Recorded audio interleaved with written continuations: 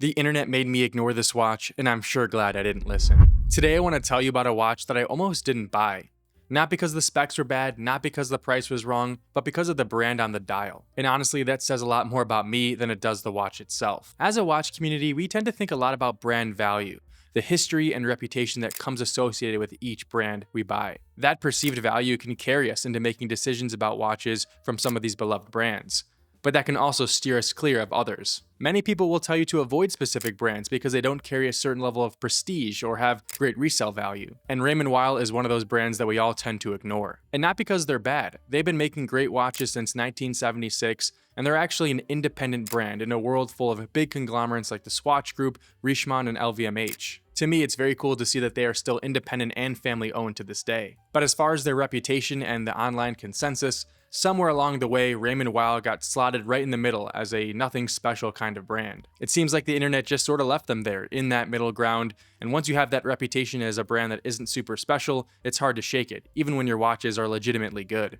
In 2023, something happened to Raymond Weil that forced everyone to pay attention. Raymond Weil released the Millesime Small Seconds, which won the GHPG Challenge Prize, which is basically the Oscars of watchmaking's award for the best watch under 2,000 Swiss francs. The reaction to that watch, from what I can tell, was basically, wait, what? Raymond Weil of all brands? And it makes sense that people were confused because this Millesime Small Seconds looked nothing like any other Raymond Weil before. The beautiful 20s and 30s aesthetic, the sector dial, the in-house movement, everything about it was just really, really great and, like I said, totally new from a brand like Raymond Weil. That win at the GPHG Awards really opened the door, and Raymond Weil walked right through it. Capitalizing on their success, Raymond Weil actually expanded the Millesime lineup to include a chronograph, a moonphase, and various special editions. I promise you we're going to talk about the watch that I actually purchased here in a second, but very quickly, I want to talk about the internal debate that I had when making this purchase because I think it's a really big deal when talking about Raymond Weil or any other very underrated brand. At the end of the day, when thinking about this purchase,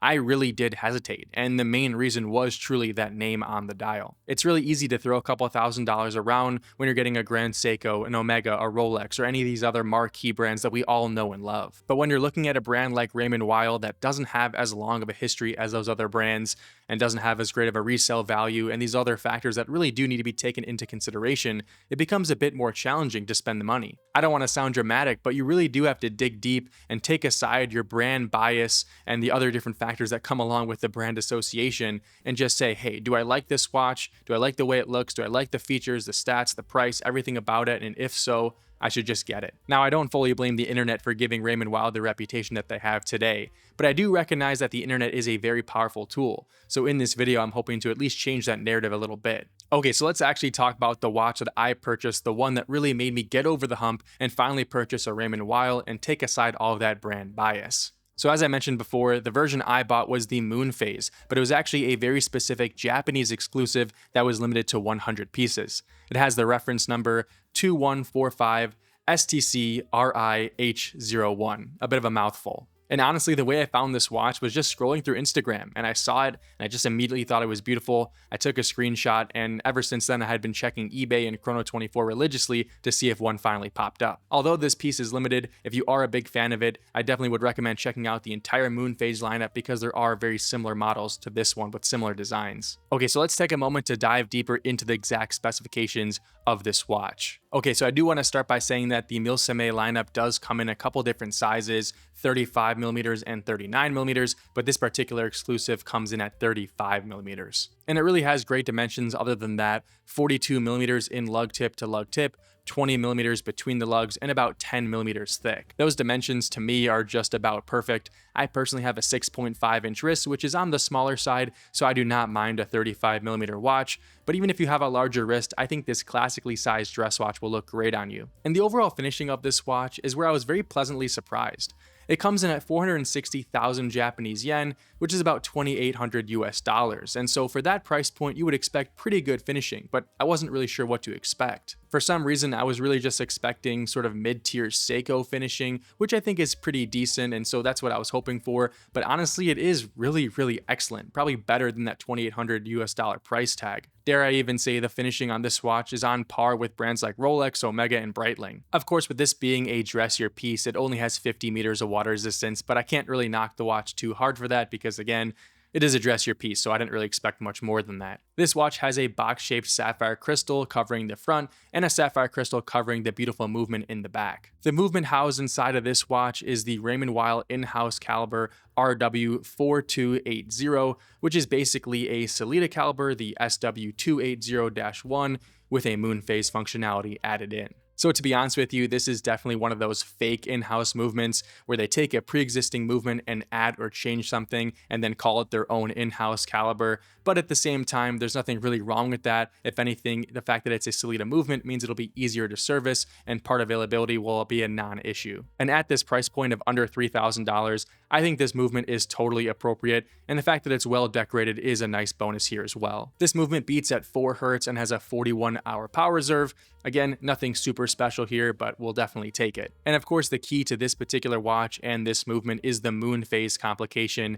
And the one thing I love about this particular complication compared to other moon phases is that the actual design of the moon phase is not one of those smiling faces. It actually is more of a NASA accurate depiction of the moon. There's nothing wrong with those more cartoonish looks of a moon phase, but to me that's just something I'm not a big fan of. So the fact that this particular limited edition had a more NASA accurate look was something that I really liked. Other than the movement being nothing overly special, the only other drawback of this watch that I could really identify is definitely the strap. This watch comes on a blue calfskin strap, and there's just nothing really particularly special about it. It's definitely not the worst strap in the world, but for about $3,000, you would definitely expect a little bit more. And weirdly enough, this lineup of watches actually has the option of being put on a stock steel bracelet, but this one just doesn't come with it. For this watch being a special edition, I would have definitely hoped for it to have both a strap and a steel bracelet coming with the watch, but I guess you can't have everything. And even that being said, the stock bracelet that this watch would come with isn't particularly special.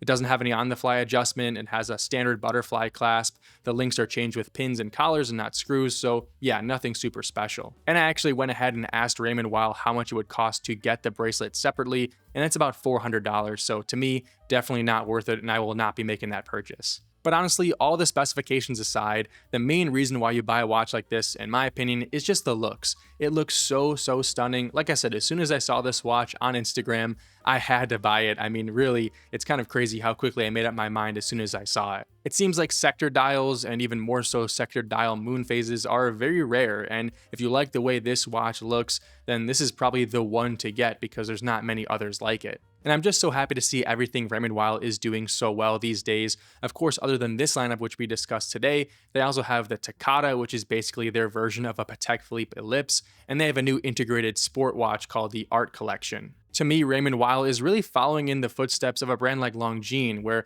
they're really going for these sort of retro-inspired releases, and everything that they come out with recently has just been a smash hit, so I think they're really on the right track. I would even go so far as to say that if Raymond Weil comes out with just a couple more releases that they absolutely nail, that they'll be in the same category as a brand like Longines. So now that I bought and own this watch, what do I think? Do I think this was the right decision for me? Was that original hesitance to buy this watch misplaced? And if I'm being honest with you, I definitely think this was a great purchase for me.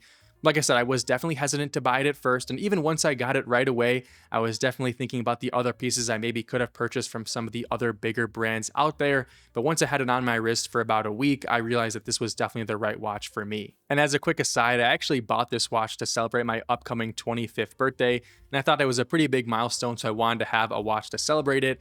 And I wanted something that I truly liked the look of and put everything else aside, not worrying about brand value and resale value, because the hope is that I'm not going to resell this watch at any point anyway. And yeah, with that in mind, I really think this is such a great piece, and I would highly encourage everyone out there to check out Raymond Weil and to check out other brands that they're just a little bit more afraid to purchase.